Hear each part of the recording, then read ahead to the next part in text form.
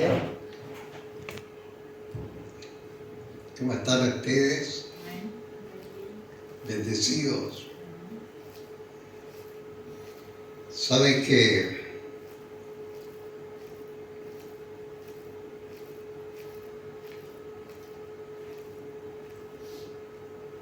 en el Edén, nuestros padres, Adán y Eva, desobedecieron a Dios, y a causa de esa desobediencia se introdujo el pecado en el mundo, y Dios, por amor a este mundo, envió a su Hijo amado Jesucristo para rescatarnos de esa condición, destinados a la muerte eterna. Y desde la antigüedad, Dios mostró que el que había pecado, refiriéndose al antiguo pacto, enseñanzas que están reiteradas en el libro de Levítico,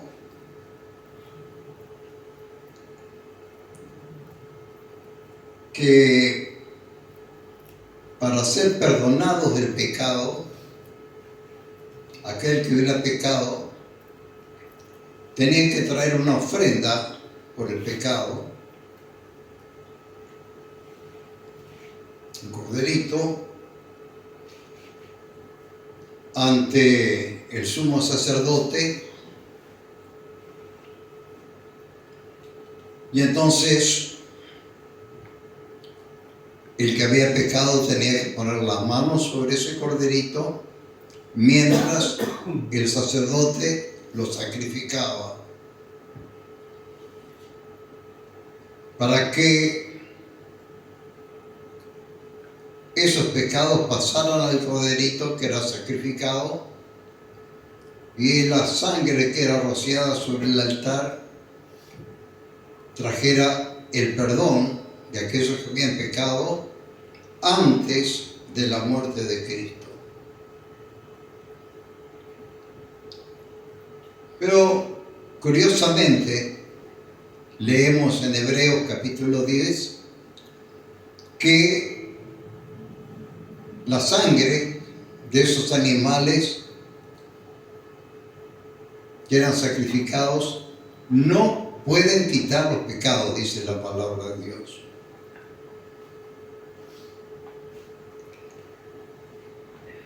Y yo me puse a pensar, hace tiempo que vengo reflexionando sobre esto. Entonces, aquel que venía con el corderito para ser sacrificado, sus pecados le eran perdonados por el sacrificio de aquel corderito. Hebreos capítulo 10, reitero, dice que la sangre que era derramada en ese sacrificio no pueden quitar los pecados. Y ahora yo pregunto, ¿le eran perdonados los pecados a ese que llegaba para cumplir con ese mandato de Dios? ¿Le eran esos pecados perdonados, sí o no? Si la sangre de los animales no pueden quitar los pecados. Pero qué glorioso, hermanos, y me quiero referir, ¿sabe que los mensajes de la Santa Cena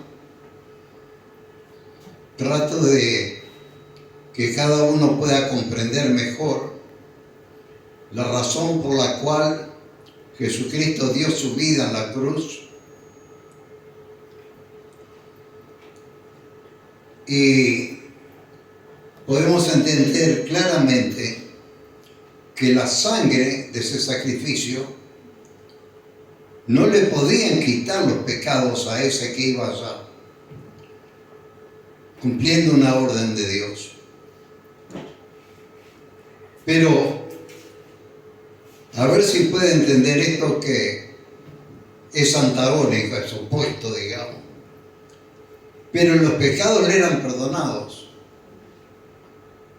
La sangre, a ver si usted puede llegar a entender esto que yo le explico hoy. La sangre de ese corderito que traía, que era sacrificado por el sacerdote como Dios lo ordenó, no puede quitar los pecados. Pero los pecados le eran, esa es la pregunta que les hice, ¿le eran perdonados o no? ¿Eran o no eran perdonados? Eran perdonados, ¿sí? Pero no eran perdonados por el derramamiento de sangre del corderito. Tenían que hacer eso, pero nos enseña la palabra de Dios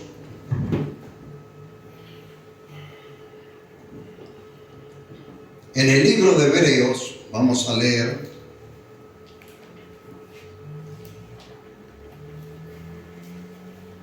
yo voy a leer menos versículos para no extender la reunión, pero usted puede estudiar esto que yo le digo desde el primer capítulo, segundo, tercero, cuarto capítulo que está explicando estas cosas del libro de Levítico. Pero era para el antiguo pacto, para los que vivieron antes. Sin embargo, es importante entenderlo igual para nosotros que estamos en un nuevo pacto.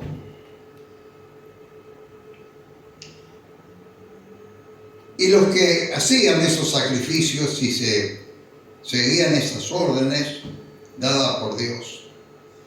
Sin embargo, en el capítulo 8 de Hebreos, refiriéndose a esos sacrificios, yo voy a leer, dice, los cuales, esos sacrificios, lea todo el contenido del capítulo, yo abrevio así, pero trato de explicarle, los cuales sirven a lo que es figura y sombra de las cosas celestiales. Eso era nada más que una representación del verdadero sacrificio que quita el pecado del mundo, que es el sacrificio de Cristo. Y acá dice, es figura y sombra de las cosas celestiales. Pero ahora, verso 1, por eso leo ahora el verso 1 de este mismo capítulo. Ya en este nuevo pacto, el punto principal de lo que venimos diciendo es que tenemos tal sumo sacerdote, el cual se sentó a la diestra del trono de Dios de la majestad en los cielos. ¿Quién es este tal sumo sacerdote? Jesucristo es el que dio su vida en el Calvario, como dicen las Escrituras, y al tercer día resucitó. Y ahora está sentado al trono de Dios, allá. Se sentó a la diestra del trono de Dios de la majestad en los cielos. Gloria a su nombre. Y es ministro del santuario, de aquel verdadero tabernáculo que levantó el Señor y no el hombre. Porque Moisés levantó un tabernáculo que se le mostró a Moisés y dice, hazlo de acuerdo a este modelo que se te mostró que está en los cielos. Una réplica del santuario celestial que lo hiciera acá en la tierra. ¿Para qué? Para que todas estas ordenanzas, estos cultos se cumplieran de acuerdo al propósito de Dios. Pero lo que quiero decir hoy, y puedo explicarlo con más detalles, pero no lo voy a hacer en este momento, que el sacrificio de Cristo es eterno. tiene repercusión eterna. Cuando Cristo ofreció su vida en la cruz, su sacrificio, su sangre derramada allá en la cruz, puede alcanzar hasta Adán, a los que vivieron antes, en los siglos antes de la muerte de Jesucristo. Porque claramente nos enseña que aquellos sacrificios que se hacían de animales solamente son figura y sombra, son una representación de lo que sería el verdadero sacrificio que quita el pecado. Ahora, después de esta introducción, nosotros entendemos que ese sacrificio de Cristo, nosotros lo tenemos que ver desde otra perspectiva, porque aquellos que vivieron antes estaban en la expectativa del Mesías que vendría. Ahora nosotros lo que tenemos que ver es el Mesías que ya vino, que ya dio su vida en la cruz, derramó su sangre en la cruz, para que nosotros recibiésemos el perdón de todos nuestros pecados.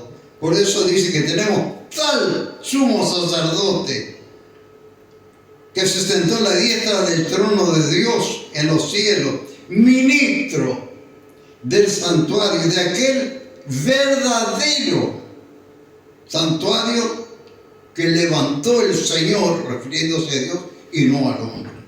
Y no el hombre. En el caso de los que hacían estos sacrificios, lo hacían en ese tabernáculo que había construido Moisés, de acuerdo a las instrucciones que Dios le había dado. Gloria a su nombre. Así que son figura y sombra, porque la sangre, Hebreos capítulo 10, no voy a dar vuelta a las hojas, pero usted búsquelo si quiere. Dice, no pueden los sacrificios de animales quitar los pecados. Nunca pudieron quitar los pecados. Pero cuando se sacrificaban, lo hacían, para utilizar los términos que leímos acá, como figura y sombra. No era la sangre de ese corderito que era sacrificado. Cuando alguien cometía pecado, tenía que ir ante el sacerdote, llevar un corderito, era sacrificado. Delante de él tenía que poner su mano sobre la cabeza del corderito, en señal levítico, y luego termina diciendo que sus pecados eran quitados al final del capítulo. Pero era nada más que figura y sombra de lo verdadero. Ahora nosotros que vivimos después de Cristo, después de su sacrificio, miramos las cosas diferentes, pero este mismo sacrificio que tiene vigencia para el tiempo anterior de su sacrificio, quitando los pecados de aquellos. Por eso hoy sabemos que los judíos que estaban en el antiguo pacto, por esa misma sangre del cordero que todavía no había venido cuando da estas instrucciones Dios a Moisés y todos los demás siervos de Dios que vivieron antes de la venida de Cristo. Pero esos mismos sacrificios les limpian de todo pecado para que tengan la misma posibilidad de ser salvos que nosotros. Pero ahora nosotros, mirándolo desde el tiempo posterior a ese sacrificio, ya pasaron 2000 y tantos años que Cristo se ofreció en sacrificio, nosotros hoy participamos de la cena de Dios, como aquellos hacían esa otra práctica de ofrecer animales en sacrificio para la remisión de los pecados, porque si estamos en pecado, no podemos entrar en el reino de Dios. Y por eso Dios, que por amor tan grande a la humanidad, para que pudiera estar seguro de su salvación, por eso nosotros insistimos tanto que la salvación no tiene que ver con la conducta del hombre, tiene que ver con la fe en el sacrificio de Cristo, que es el que quita el pecado del mundo, y que somos salvos pura y exclusivamente por la obra de Dios. sin la participación del hombre. El hombre simplemente que es escogido cree en la validez de su sacrificio y esa sangre maravillosa de Jesús nos limpia de todo pecado, como dice la palabra de Dios. Por eso reitero siempre lo que dijo Juan el Bautista. He ahí, cuando venía para ser bautizado Jesús, el Cordero de Dios que quita el pecado del mundo. Gloria al nombre de Jesús. Por eso es maravilloso eso, de que ahora tenemos un nuevo pacto. Y para leer en lo concerniente a la Santa Cena,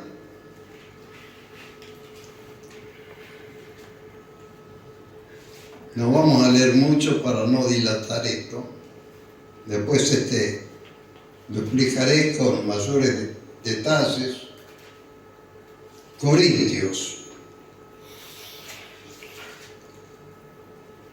Primera carta a los Corintios.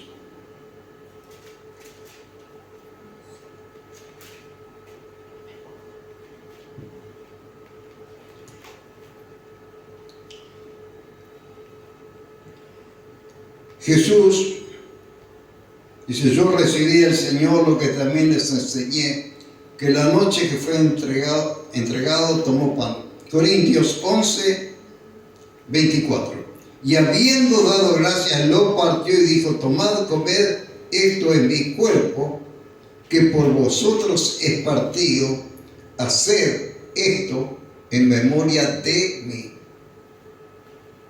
Asimismo también tomó la copa después de haber cenado, diciendo: esta copa es el nuevo pacto, pues está el antiguo pacto antes de la muerte de Cristo y el nuevo pacto después de que el verdadero Cordero de Dios fue sacrificado. Esta copa, después de haber cenado, diciendo: esta copa es el nuevo pacto en mi sangre, haced esto todas las veces que la bebieras en memoria de mí. Así pues, verso 26, el último que leo. Así pues, todas las veces que comieres este pan y bebieres esta copa, la muerte del Señor anunciáis hasta que Él venga.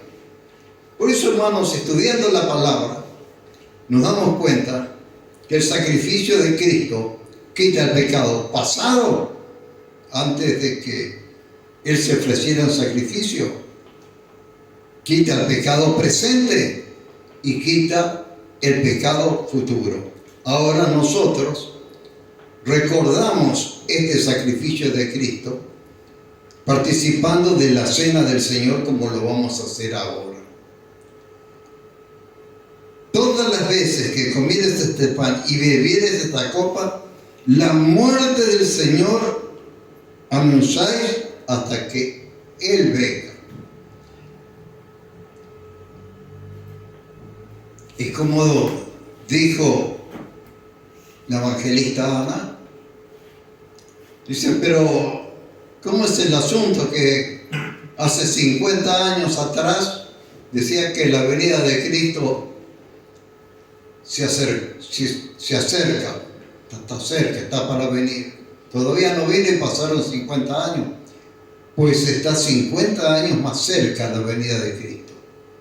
Y cuando vemos todos estos acontecimientos que están ocurriendo allí en el Medio Oriente,